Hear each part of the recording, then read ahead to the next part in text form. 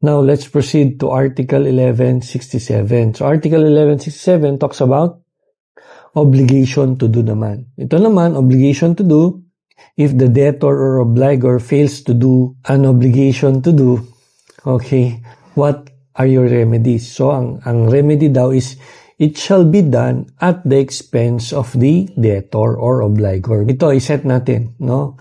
If the obligation to do can only be done by the debtor or obligor, hindi mo siya pwedeng pilitin na gawin yun. No? That is involuntary servitude. Kasi nga, personal obligation yan. Hindi mo siya pwedeng pilitin na gawin yun kung ayaw niya.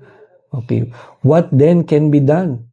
If okay sa'yo, or if may ibang tao na pwedeng gumawa, it may be done at the expense of the debtor. So, pwedeng i-substitute, pero at the expense na yan ng debtor.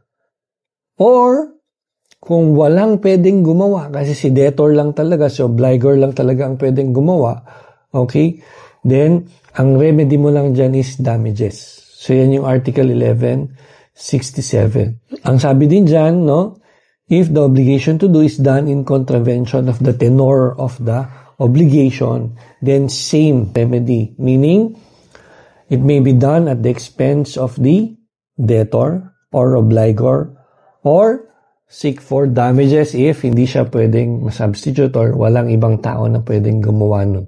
Okay?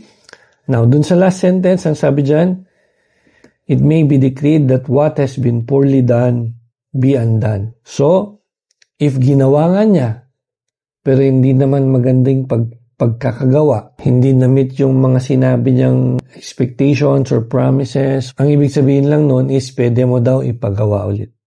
Hindi mo siya pwedeng pilitin, no? Either, ipagawa mo yan sa iba kung kaya ng iba at the expense of the obligor or the debtor or damages. So, yun yung Article 1167.